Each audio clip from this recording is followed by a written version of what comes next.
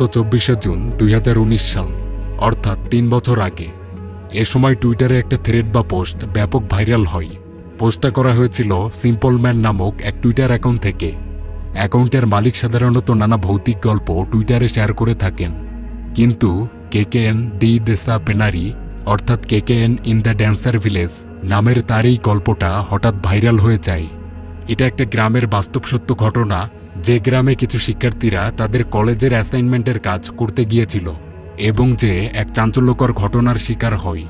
অপ্রাকৃতিক কিছু ব্যাপার তারা লক্ষ্য করে, অনেক কিছুই হয় তাদের সাথে, এবং সবশেষে তাদের মধ্য থেকে 2 জন শিক্ষার্থী অস্বাভাবিকভাবে মারাই যায়। এই ঘটনাটা ব্যাপক ভাইরাল হয়, আর পরিচালক আউই সুরাদি যখন এটা জানতে পারেন তখন তার এটা এতই ভালো লাগে যে সেটা দিয়ে তিনি পুরো একটা মুভি বানিয়ে ফেলেন। মুভিটা ইন্দোনেশিয়ায় এখন পর্যন্ত সবচেয়ে আয় করা মুভি। তো কি এমন ছিল এই চাঞ্চল্যকর ঘটনা? কেন এই গল্পটা ভাইরাল হলো? কেন এই গ্রামকে ড্যান্সার ভিলেজ অর্থাৎ নাচিয়েদের গ্রাম বলা হয়? কারা এই নাচিয়ে? কি তাদের রহস্য? কি এমন আছে এই গ্রামে? এই সব কিছুই আজ বলতে চলেছি। ঘটনার সময়টা হচ্ছে 2009 সাল, ইন্দোনেশিয়ার কোনো এক গহীন গ্রাম। যেহেতু গ্রামের নাম প্রকাশ করা হয়নি, তো ঘটনা অনুযায়ী এটাকে নাচিয়েদের গ্রাম বলা হচ্ছে। তো এই গ্রামে 6 জন শিক্ষার্থী কেকেএন করার জন্য আসতে চায়। ইন্দোনেশিয়ায় কেকেএন বলতে বোঝায় শিক্ষার্থীদের একটি প্র্যাকটিক্যাল অ্যাসাইনমেন্ট, যেখানে শিক্ষার্থীরা গ্রুপ হয়ে শহর থেকে দূরের প্রাচীন কোনো গ্রাম এলাকায় যায়। এই জায়গাগুলোতে সাধারণত আধুনিকতার কোনো ছোঁয়া থাকে না, একদমই সাধারণ সহজ সরল মানুষের সেই আদিকালের জীবনযাপন।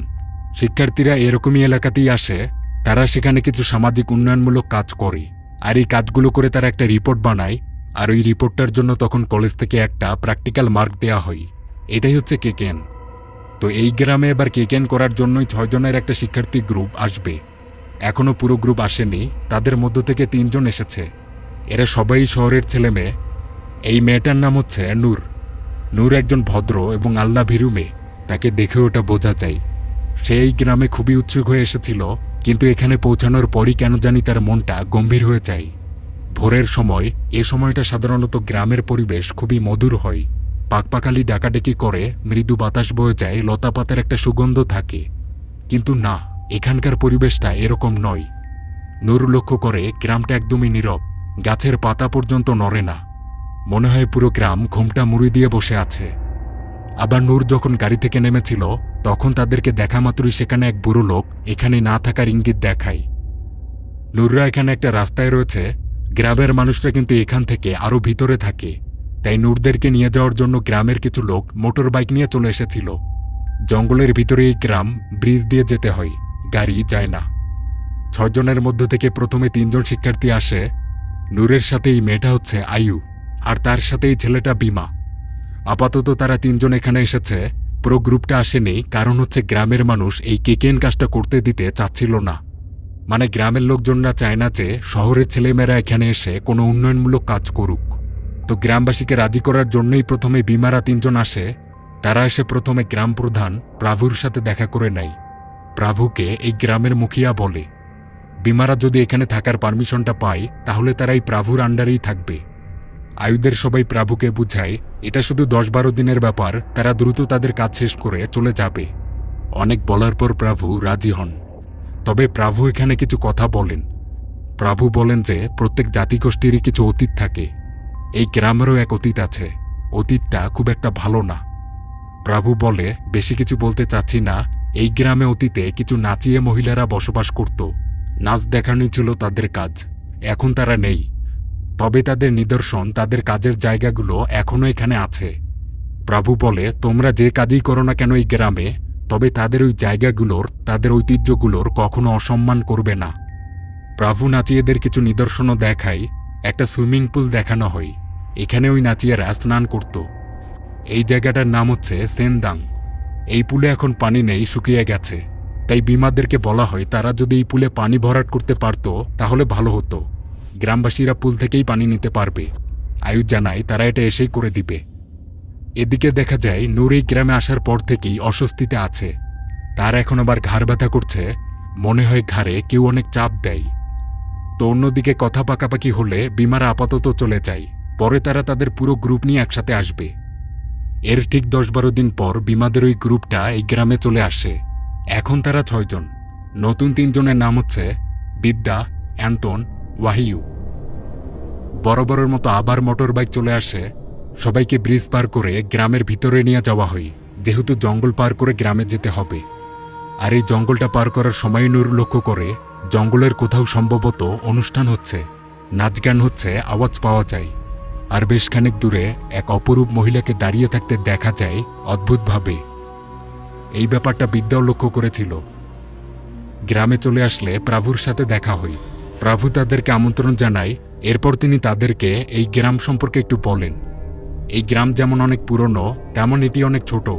তবে 4-5 ধর্মের লোক বাস করে, বেশি মানুষ নেই, মোটে 1000 খানেক মানুষ আছে এই গ্রামে। গ্রামে বিদ্যুৎ নেই, ভালো বাথরুমের ব্যবস্থা নেই, সবকিছুই কাঁচা, একদমই আদিকালের অবস্থা। তবে মানুষরা আন্তরিক। প্রভু এইসবই বলছিল। এ সময় বিদ্যা জিজ্ঞেস করে, স্যার, জঙ্গল দিয়ে আসার সময় আমি কিছু নাচ গানের আওয়াজ শুনেছি। কাছাকাছি কি অন্য কোনো গ্রামও আছে? সেখানে কি হচ্ছে?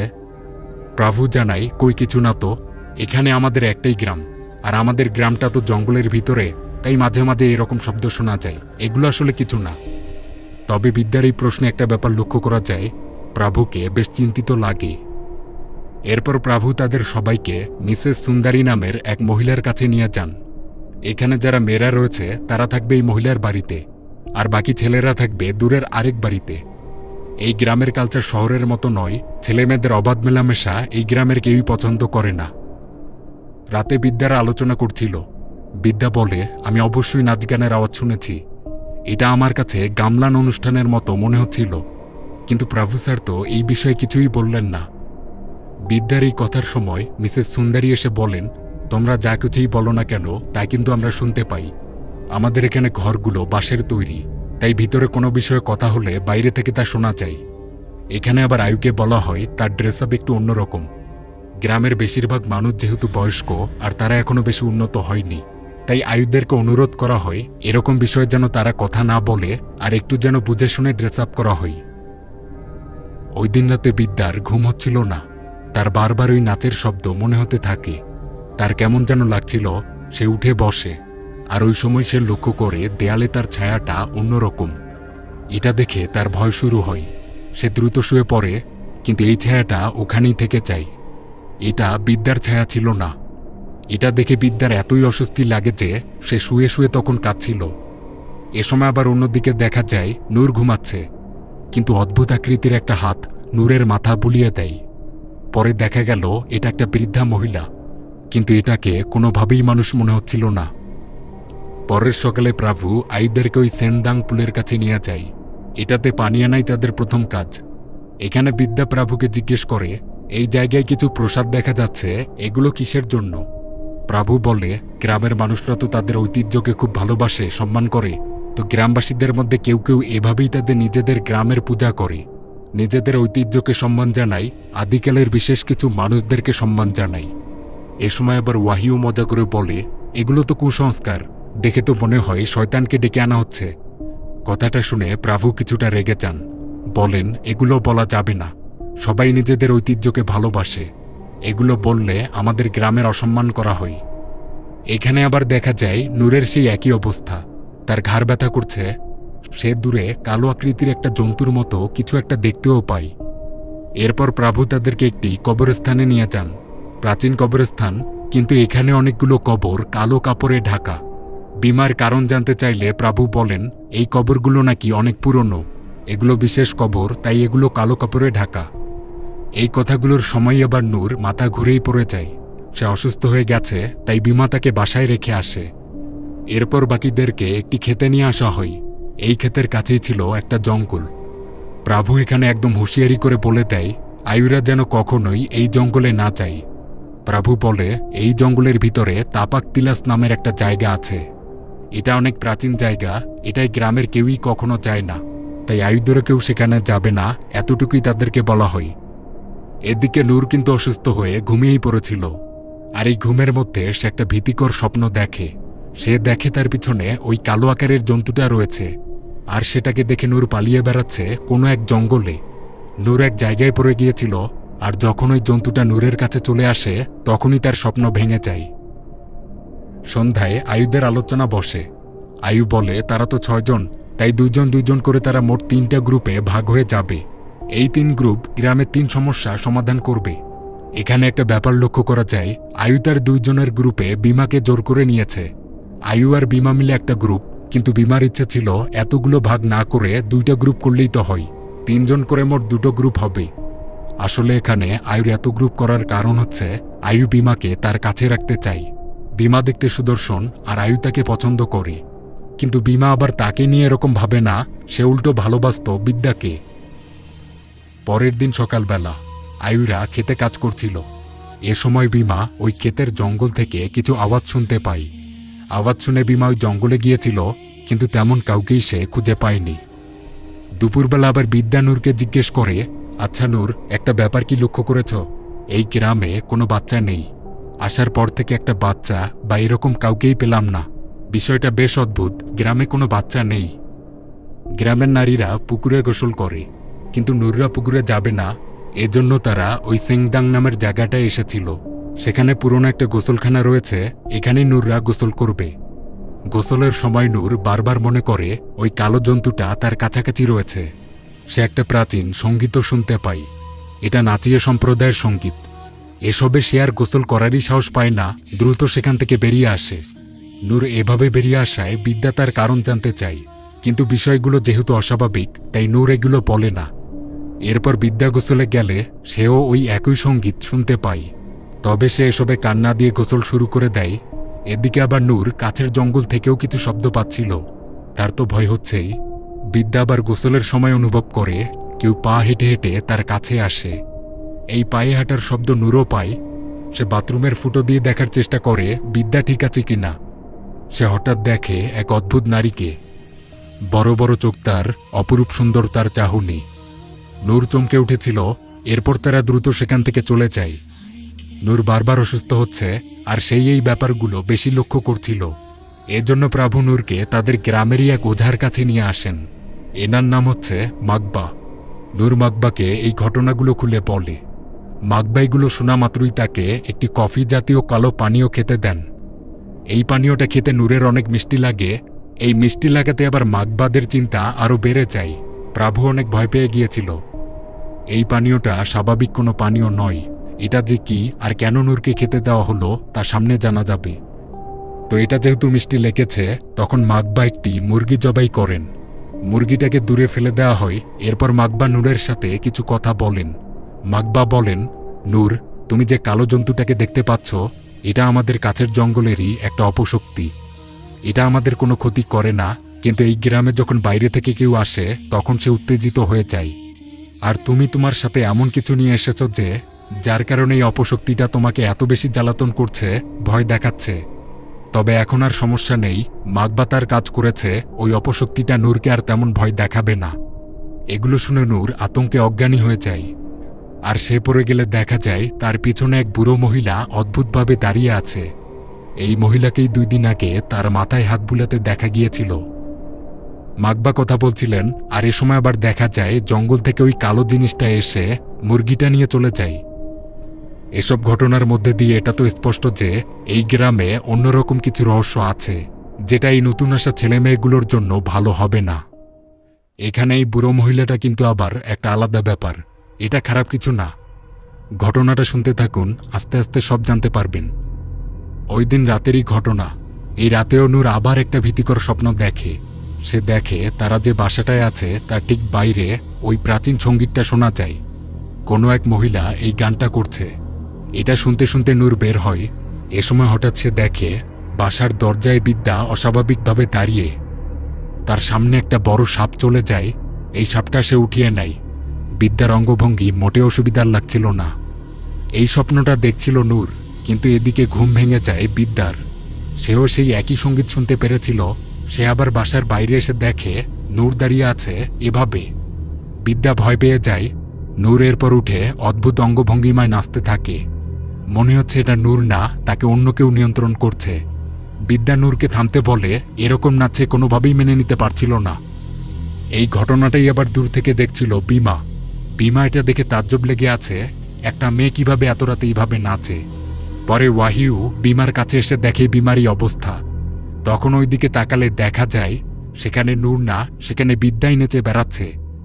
বিদ্যার কোনো হুঁশ ছিল না, সে চোখ বন্ধ করে আছে। অনেক ডাকাডাকির পর তাকে জাগানো হয়। মানে তাহলে ব্যাপারটা দাঁড়ালো যে নূর তার স্বপ্নে বিদ্যাকে অস্বাভাবিক দেখেছে, তখন আবার বিদ্যা ঘুম থেকে জেগে উঠে নূরকে অস্বাভাবিক মনে করে নিজেই অস্বাভাবিক হয়ে যায়। মোট কথা, একজনের স্বপ্ন অন্যজনের কাছে বাস্তব হয়। খুবই আজব ব্যাপার, কেউ এগুলোর কিছু বুঝে না। এই ঘটনাটা গ্রামে জানাজানি হলে মিসেস সুন্দরী কিছু প্রসাদ তাপাক তিলাস নামক জায়গাটার কাছাকাছি রেখে আসেন। পরে অবশ্য মাকবাকেও ডেকে আনা হয়েছিল। বিদ্যা, আয়ু এবং ওয়াহিউ তিনজন বসে আছে। তাদেরকে ওই কালো পানীয়টা খেতে দেয়া হয়। তো সবারই কাছে এই পানীয়টা ব্যাপক তেতো লাগে, শুধুমাত্র বিদ্যা ছাড়া। বিদ্যার কাছে এই পানি খুবই মধুর মনে হয়। সে মুহূর্তেই পুরো গ্লাস শেষ করে ফেলে। এর মানে হচ্ছে বিদ্যার সাথেও তাহলে এখন সমস্যা। তার উপর এখন ওই অপশক্তিটার প্রভাব এসেছে। মাকবা বলেন বিদ্যাকে নাকি তাদের পছন্দ হয়েছে। তো কাদের পছন্দ হয়েছে এগুলো নিয়ে বিস্তারিত তিনি বলেন না। এরপর তিনি বিদ্যার মাথায় একটা টিকা লাগিয়ে দেন। এটার সাথে থাকলে নাকি তারা বিদ্যার কাছ থেকে দূরে থাকবে। এদিকে এই ঘটনাগুলোতে প্রভু খুবই চিন্তায় পড়ে যান। ছেলে মেয়েগুলোর একজন একজন করে সবাই অসুস্থ হয়ে পড়ছে। রাস্তায় বিদ্যা প্রভুকে জিজ্ঞেস করে আসলে ঘটনাটা কি, তাদের সাথে এগুলো কি হচ্ছে। প্রভু তখন জানায় এই গ্রামের জঙ্গলের পরিবেশ ভালো না। সেখানে জীবজন্তু ছাড়াও নাকি আরও বিশেষ কিছুর বসবাস রয়েছে। সেগুলো মানুষ না, সেগুলো অপশক্তি। এই গ্রামে বাইরের কারো আসা তারা পছন্দ করে না। আবার কেউ এসে যদি তাদের কালচার বা ঐতিহ্য নিয়ে হাসি ঠাট্টা করে, অবমাননা করে, তাহলে তারা ক্ষেপে গিয়ে অনেক ভীতিকর ঘটনা ঘটায়। তাই বিদ্যাদের সাথে এরকম হচ্ছে। তবে প্রভু বলে সমস্যা নেই, গ্রামবাসীরা তাদের সাথে আছে, তবে তারা তাদের কাজ দ্রুত শেষ করে চলে গেলে ভালো হয়। প্রভু এখানে ওই কালো পানীয়টার ব্যাপারেও জানাই। ওই পানীয় এমন কিছু বস্তু দিয়ে তৈরি করা হয়েছে যা ওই অপশক্তিগুলোর প্রিয় খাবার। এজন্য মানুষের কাছে এগুলো তেতো লাগে। তবে কারো উপর যদি এই অপশক্তির প্রভাব থেকে থাকে, তাহলে আবার ভুক্তভোগীর এগুলো মিষ্টি মনে হয়। পথের এই মাঝে আবার অ্যান্তন নূরের সাথে একটা ব্যাপারে কথা বলে। অ্যান্তন জানায় সে গত 2 দিন থেকে লক্ষ্য করছে বিমার আচরণ অন্যরকম। সে লুকিয়ে লুকিয়ে কোথায় জানি যায়, গ্রামের অন্যদিকে। মেয়ের আওয়াজ পাওয়া যায়। মনে হয় বিমার সাথে রাতে কোনো মেয়ে থাকে। কথাগুলো নূর মেনে নিতে চায় না।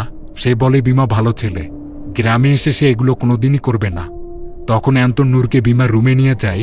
বিমার বিছানার নিচে দেখা যায় একটা প্রসাদের থালি। এই রুমেই আবার শোনা যায় সাপের আওয়াজ। আলমারি খুলতেই বেরিয়ে আসে একটা সবুজ রঙের সাপ। এরকম সাপ এখানে কি করছে এগুলো কিছুই তারা বুঝতে পারে না। তারা শুধু বোঝে এখানে সমস্যা আছে, তাদের দ্রুত এই গ্রাম থেকে চলে যেতে হবে। সময়ের সাথে সাথে পরিবেশ গম্ভীর হচ্ছে। ওই দিন রাতেই প্রভু নূরদের সবাইকে একটু নতুন ঘরে নিয়ে যান।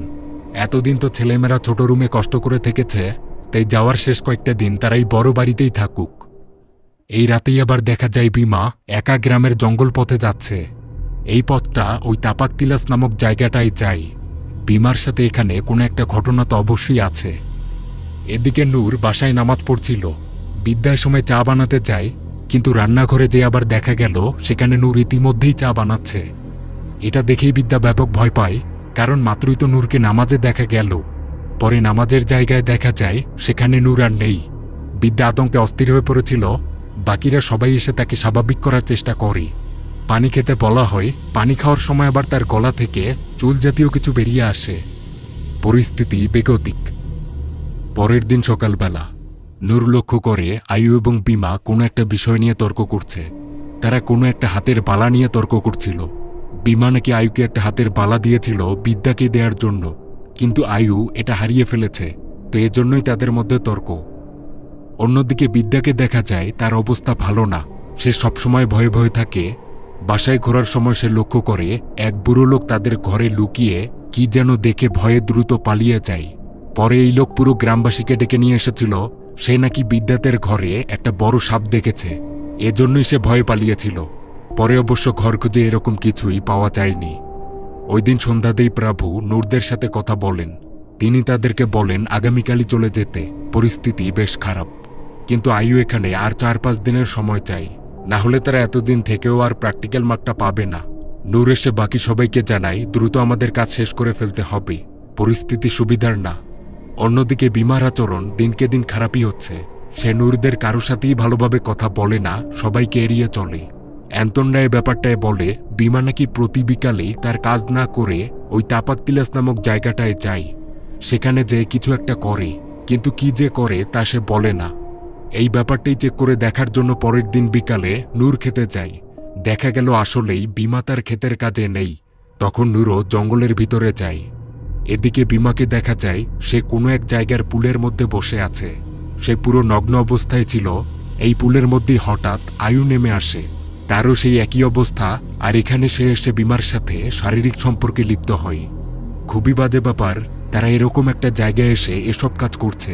প্রাচীন এই জায়গাগুলোকেই তারা অপবিত্র করে দিল। তবে কেন তারা এরকম করলো এটা আরেক রহস্য, যা পরে জানা যাবে।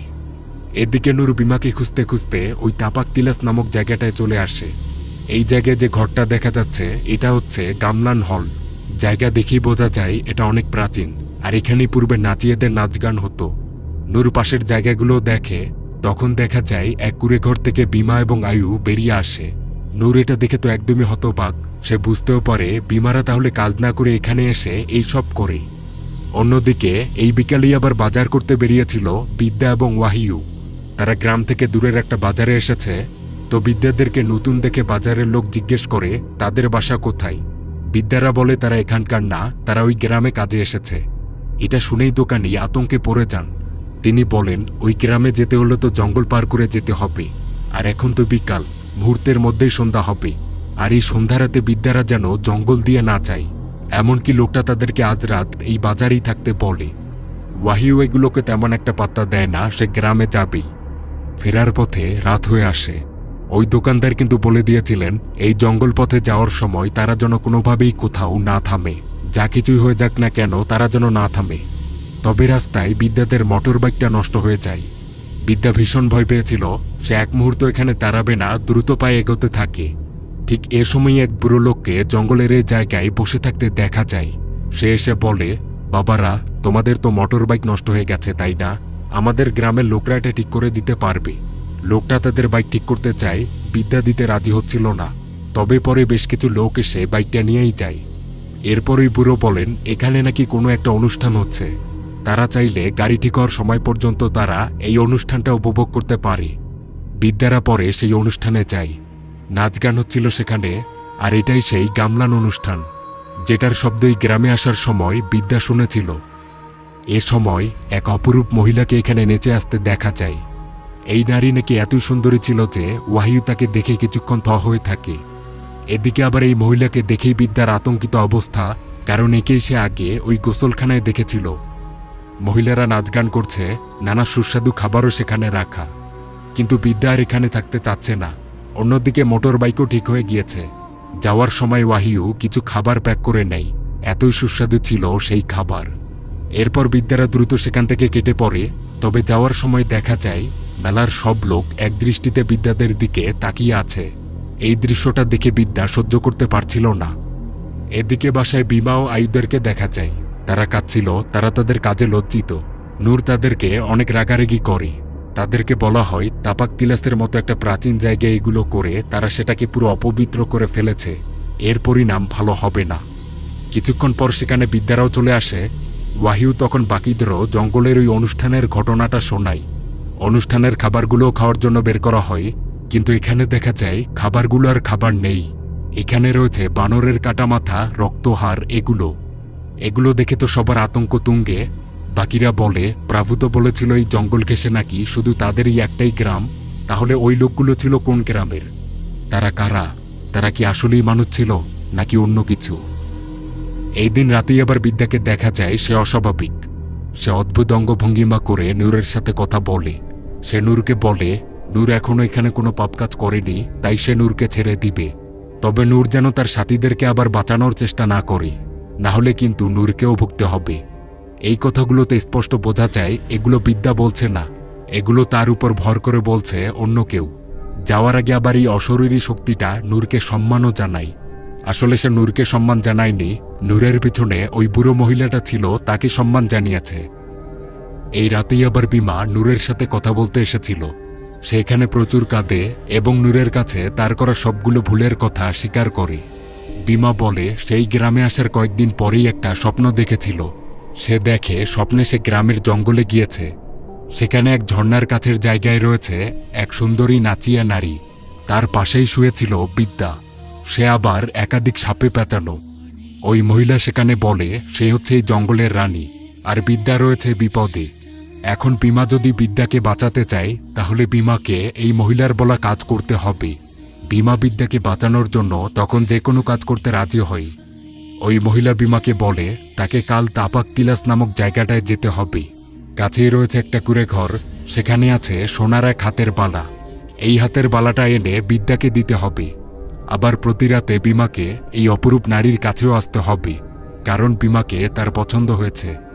মহিলাটা এখানে আরও বলে বিমা যদি তার কথা অনুযায়ী চলে তাহলে বিমা যাই যাবে এ নারী তাকে তাই এনে দিতে পারবে।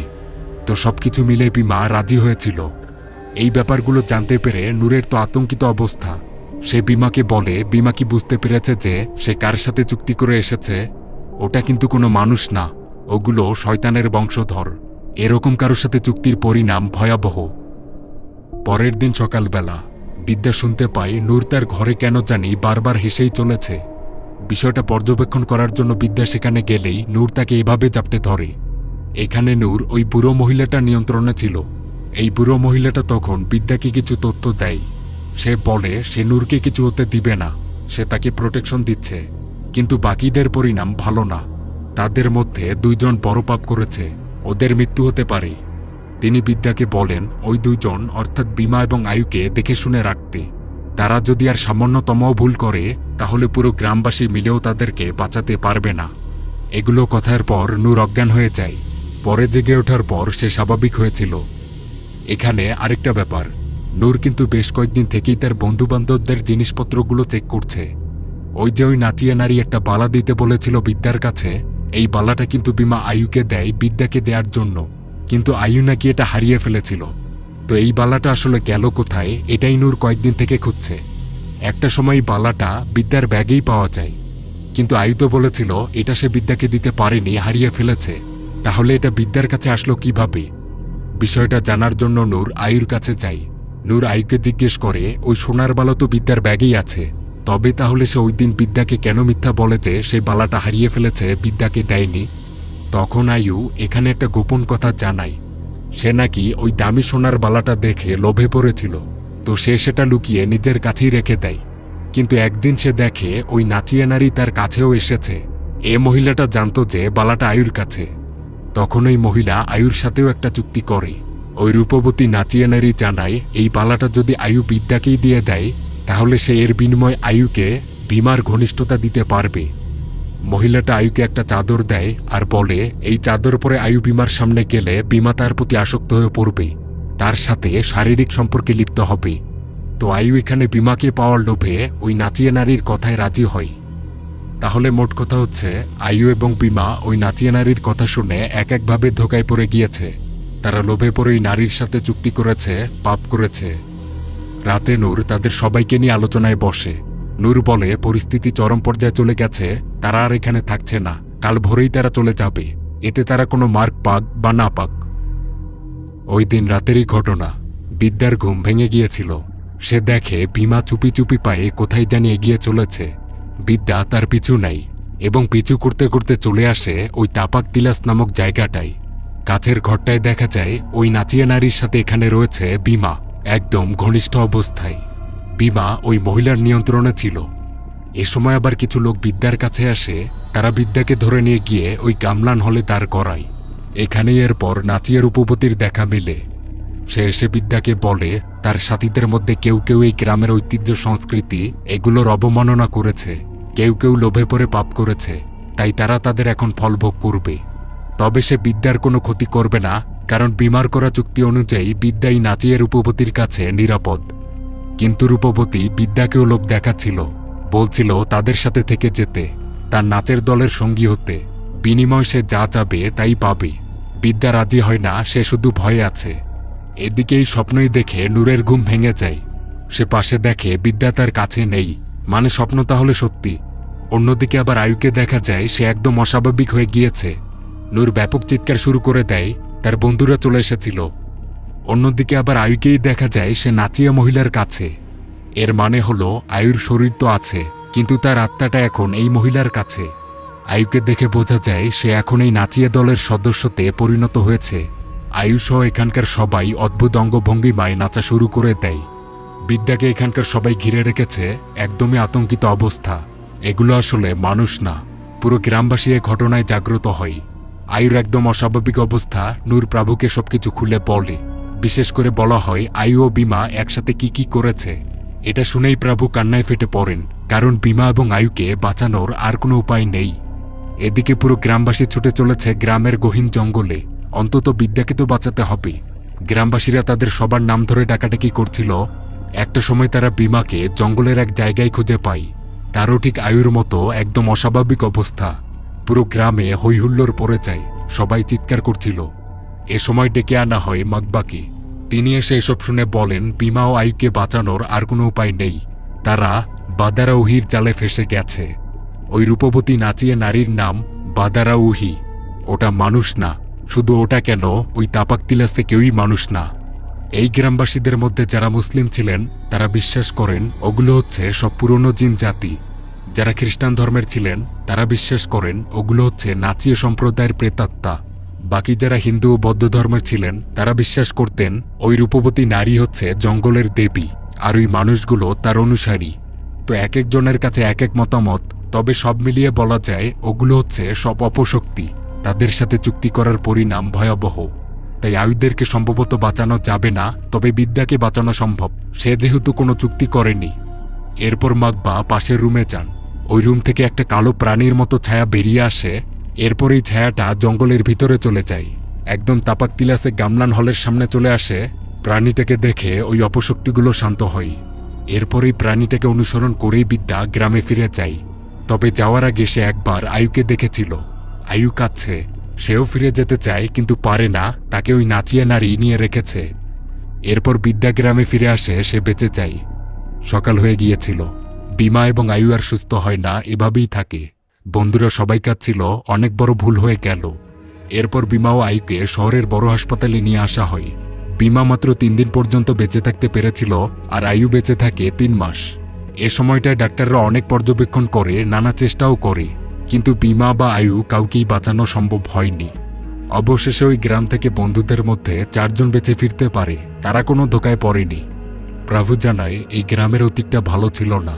মানুষের পাশাপাশি এই জিনিসগুলোরও বসবাস ছিল এখানে। এগুলোর হাত থেকে গ্রামকে সুরক্ষিত রাখার জন্যই গ্রামের পূর্বপুরুষরা তাদের অনেক সন্তানদের বলি দিয়েছে। পরে গ্রামের পরিবেশ শান্ত হয়। এগুলো খুবই কষ্টের বিষয়, তাই ওই কবরগুলো কালো কাপড়ে ঢাকা। এই পুরো ঘটনাটাই নূরে একটা ব্যাপার ভালোমতো বুঝতে পারে, তা হলো কারো ঐতিহ্য সংস্কৃতি এগুলো নিয়ে কখনো অবমাননা করতে নেই। আর লোভে পড়ে কোনো কিছু চুক্তি করা তো চরম অপরাধ। এর পরিণাম অত্যন্ত ভয়াবহ। তাদের উচিত ছিল প্রভুদের বলা কথাগুলো শোনা, গ্রামে নিয়ন্ত্রিত হয়ে চলাফেরা করা, কিন্তু এগুলোর কিছুই তারা করেনি। 2 জন তো সীমাই লঙ্ঘন করে ফেলে। 2013 সালে এই ঘটনাগুলো বিদ্যা এক রিপোর্টারকে বলেছিল। বিদ্যার পাশাপাশি নূরও এই ঘটনা বলে। তাদের বলা সবকিছু সুন্দরভাবে রেকর্ড করে রাখা হয়। এই রিপোর্টারই ছিল ওই টুইটার অ্যাকাউন্ট সিম্পল ম্যানের এক আত্মীয়। রিপোর্টারের কাছ থেকে ঘটনাটা নিয়ে সেটা সে তার টুইটার অ্যাকাউন্টে পোস্ট করে। পরে সেটা ভাইরাল হয়। নূররা অনুরোধ করেছিল ওই গ্রামের নাম বা লোকেশন এগুলো যেন কখনো প্রকাশ করা না হয়। গ্রামের মানুষরা খুবই ভালো। গ্রাম প্রকাশিত হলে মানুষেরা সেখানে বারবার ইনভেস্টিগেশনে যেয়ে গ্রামবাসীকে জ্বালাতন করবে। তখন ওই গ্রাম আর বসবাসের উপযোগী থাকবে না। বিদ্যারা তাদের পরিচয় গোপন রাখার জন্য অনুরোধ করে। তারা এখন স্বাভাবিক জীবনযাপন করছে। আচ্ছা, আরেকটা ব্যাপার, ঘটনার একদম শুরু থেকেই এক বৃদ্ধা মহিলাকে দেখা গিয়েছে। বিশেষ করে সে নূরের কাছাকাছি ছিল। এটা আসলে একটা ভালো শক্তি। মানে পৃথিবীতে যদি অপশক্তি থেকে থাকে তাহলে অবশ্যই ভালো কিছু শক্তিও আছে। এই বৃদ্ধা সেরকমই একজন। বন্ধুদের মধ্যে নূর ছিল সবথেকে কম পাপী এবং ধর্মভীরু মেয়ে। তো এই ভালো শক্তিটা সবসময় নূরকে প্রোটেকশন দিয়ে এসেছে।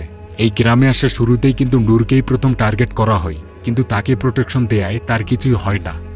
তো এটাই ছিল সেই ভাইরাল হওয়া কেকেএন ইন দ্য ড্যান্সার ভিলেজ ঘটনা। এই গল্পটা নিয়ে আরও বেশি আগ্রহ থাকলে নেটে সার্চ করে দেখতে পারেন। সবশেষ